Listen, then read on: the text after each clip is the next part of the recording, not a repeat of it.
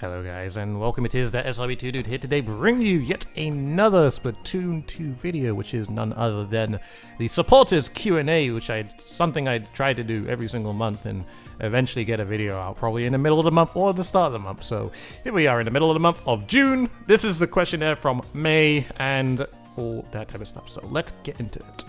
So starting off with the first question, Sky Guys asked, now that SNS 5 has passed, what do you consider to be your favorite Splatoon LAN and why? And honestly, I'm gonna have to say SNS 5. All the SNSs I've been to SNS, or Smash and Splash 3, 4, and 5. 5 was probably my most favorite one, mainly because I guess it's just a thing that I got to hang out with a bunch of my friends that I've made, you know, over the years of being in the Splatoon 2 community. And, you know, just being able to hang out with a bunch of people, meeting a bunch of new people also. So, I mean, in that term, I gotta say it's definitely the best. And, you know, just played a bunch of games, honestly. There was a Guitar Hero setup with a bunch of Smash people coming over, and they were just jamming along, and I was just like, yo, let me come in. And I stayed in that room until 5 AM just playing Guitar Hero, and it was a lot of fun, gotta say. Chezonic asked, hey dude, what would you recommend doing to get back into Splatoon after spending too much time with another game? You've been playing some Monster Hunter World and it has been your unfortunate addiction lately. Well, I mean, you just pick up the game and play again. I mean, I just think it's just like that. Like, it may be a thing where you become rusty coming back into the game, but in all honesty, it's just a thing, just play the game for Ed. Slamashi asks, what do you think you would be doing in your life if you never crossed with Splatoon, SRB, or Sonic? SRB being Sonic Roboblast, if you guys didn't know. And honestly, if I didn't cross paths with any of those sort of things, because mainly it's to do with gaming and all that, I honestly don't know. Like, I'd probably be more into photography and just video making in general, probably not for games, but just, you know, making films and all that, I think. So I think that would be probably my path, because it's just something I enjoy in general, basically. Gator asks, what do you consider to be the current meta, and what would you do to counter it? Would you nerf any weapons? If not, what could be the counter for the current meta? So, I guess, I mean, after the World Champs, a lot of people have been jumping on the L3 bandwagon. And it's, I mean, well, it's a good bandwagon to jump onto because the weapon itself is actually fairly strong. Especially in Splat Zones and Clamblitz is what we're starting to, I guess, figure out. Because I guess the weapon in general just paints a lot. Like, paints a lot. And it's just like basically a faster H3 if you look at it like that. I feel like the thing that might be dying down a little bit is the undercover umbrella in general, because that weapon, I mean, the L3 takes out the torpedoes really well. But the thing is, the L3 also has its weaknesses at the same time, because it's also really weak to things like the Slusher Deco and the any Splattershot Pro. So we're kind of like in a triangle of, hey, this is the meta, but it can also be countered by all these different kinds of things at the same time. So this is just what, I mean, this is the early stages of what I guess I've starting to get a feel for. We played a tournament just the other day. It was the GSM Qualifier 1. There were a bunch of different compositions, and it was kind of like a triangle of just things, just kind of countering each other. But, you know, the better players can see the counter for what it is, and then, you know, be better than it and, you know, play against it. So a lot of different weapons can be used currently. Eventually I'm going to do a tier list of all the I guess backline weapons, midline and frontline weapons that are, I guess, the best currently and are being used quite a bunch. So that video will be apparent. Brot.com asks, what do you think of the academy players? What you mean specifically are the teams of new / lower ranked players who get coached by older players. Do you think we need more of them? And or how do you feel they affect the Splatoon community?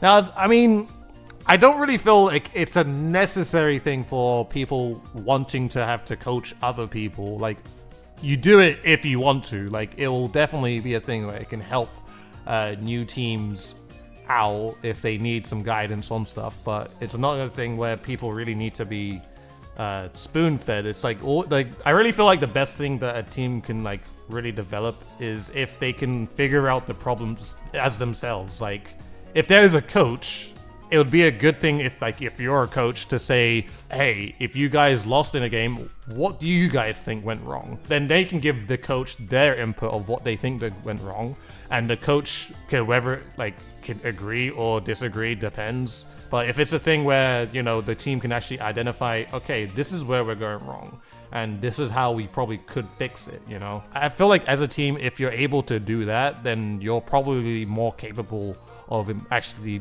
improving and stuff like that. Because, you know, if you know that's happening, chances are you're probably going to be like, okay, I know that's happening. I'm going to do my best so it doesn't happen again. I mean, I know that wasn't really the main point of the question, but I guess it's just how I think of it and, stuff. DJ Justin asks, what advice can you give when trying to first learn how to play Splatoon competitively?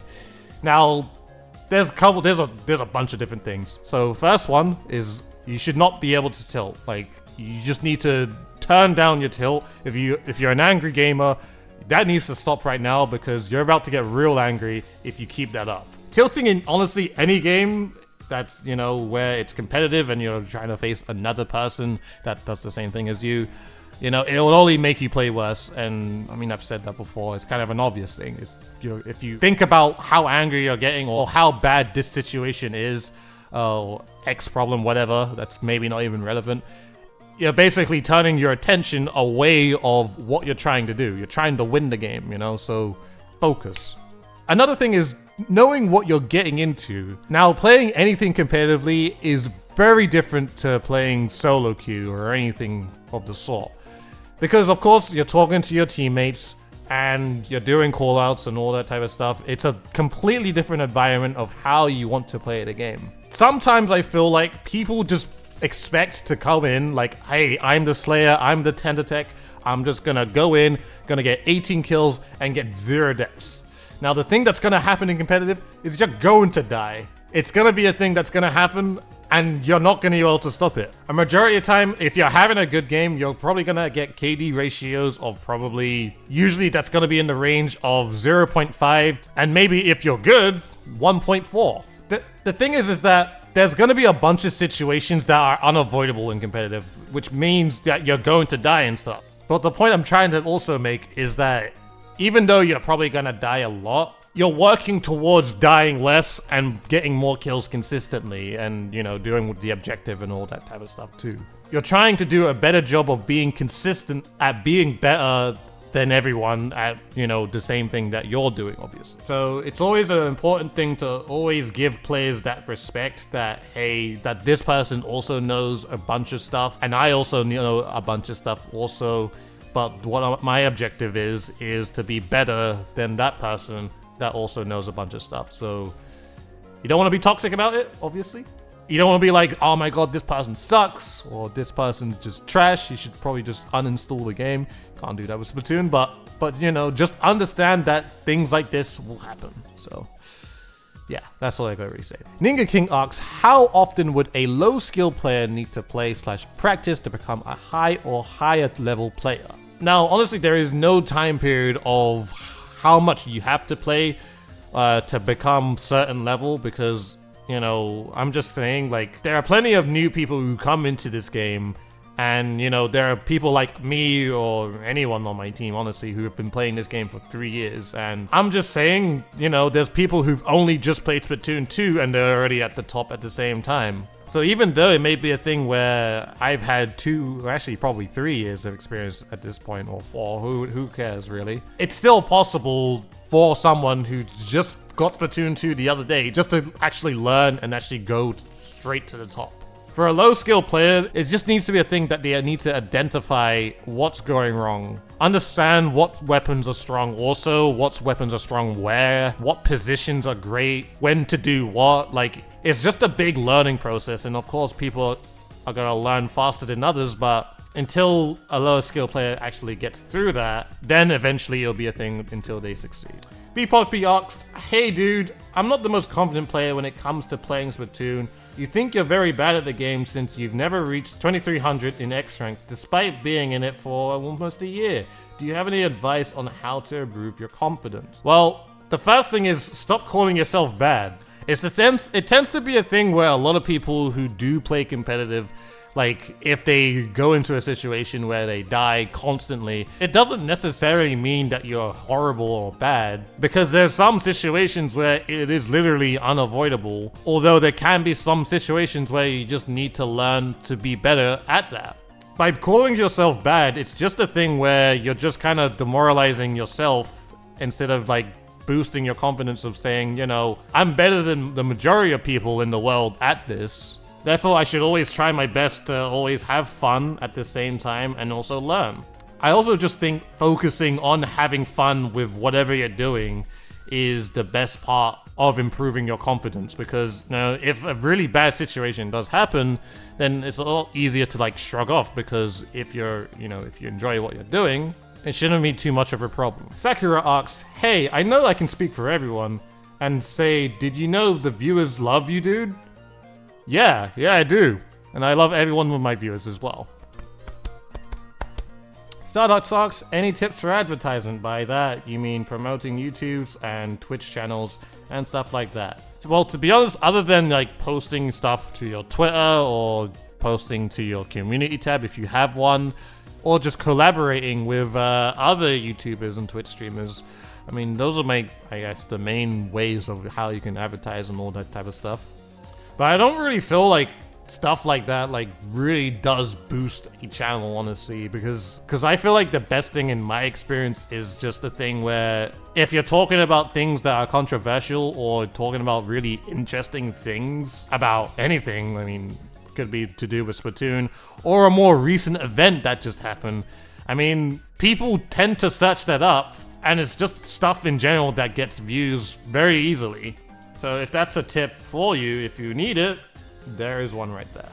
Matai asks, yo dude, hope you had a great time at SNS, and I was wondering, if you had to choose between 3 maps in Splatoon 2 to get the axe and replace them with 3 returning maps from Splatoon, which ones would you pick and why?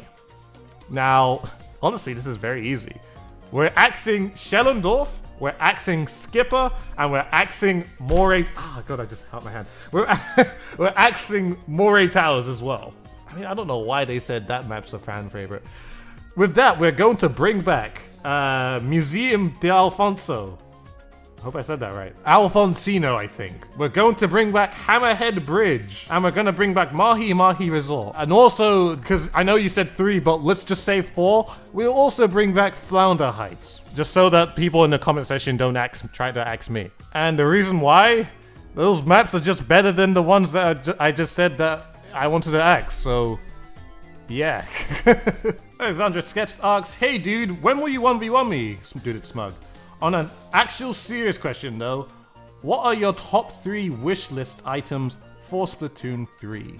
When you say items, I'm going to assume things that I wish for Splatoon 3. So I wish for a tournament mode where you can play 4v4 against, you know, a bunch of different teams until you get to the very top of the tournament and all that.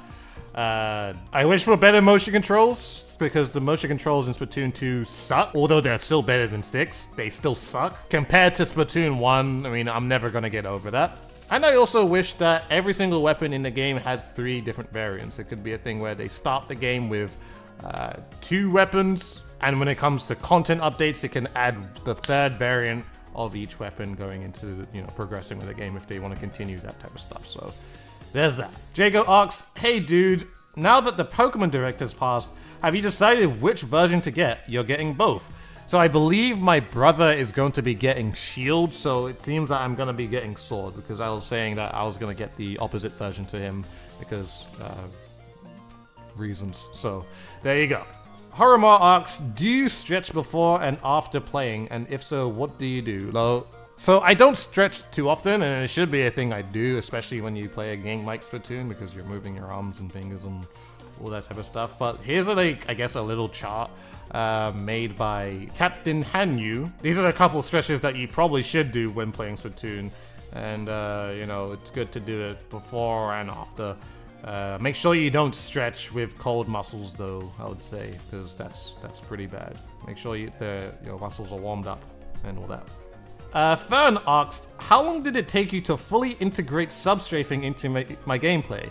Now, I've been learning how to substrafe since Splatoon 1. Honestly, it took me 7 months. I'm just gonna be honest, it took me 7 months to actually get it down and make it a thing where I'm not throwing the sub weapon over and over again. Like, I feel like it needs to be a thing where if you're trying to learn it, just play a game and just do nothing but substrafing and just do it every single time, because like, you gotta really discipline yourself to really know, okay, this is when I can hold the, the R button, and this is when I can't hold it. And if I release it like this, then I'm gonna throw a sub weapon, but if I release it like this when I'm doing this, then I won't. So, that's honestly how long it really took me to learn how to do it properly. So it may take a while, but, I've come to the point where I never throw sub weapons ever when I now do substrafe. So there you go. Caliph asks, any plans on going back to Splatoon 1? You feel like it'll be interesting trying to bring the current Splatoon 2 meta back to the original and seeing how well it can be applied. So I may do some Splatoon 1 streams. I actually do have a couple of plans for Splatoon 1, coming soon, and I'll explain in a future video too. But that is basically all I'll say, honestly. And the last question is from Dollyman. Who's your favorite new Pokemon so far? So we've only gotten so littles right now, but I think I can't remember the name, but the Black Crow thing looked kind of cool, so that, I guess. I don't really have any favorites. I want to see all of them before I make, like, yeah, this is my true favorite, but yeah, that's all we have. That's all I gotta say right now. So with all that being said, guys, I hope you guys enjoyed this video. Please, if you did, please like, favorite, comment, and subscribe to the channel if you have not already. Follow me on Twitter and Twitch, both in the description below. Do it for both of you for free and join. Make sure to hit the bell notification button next to the subscription button to let you guys know whenever I am streaming and whenever I do upload a video. And also remember to, why not consider joining my public Discord server where you can go ahead and talk to myself and my Dude Society community. So with all that being said, guys, I hope you guys enjoyed this video. Please do everything I said. Feel obligated to do that. And yeah, just do it. Why not, Fred? So yeah, that's all I gotta say. Hope you guys enjoyed this video, please. And I shall see you guys in a future video.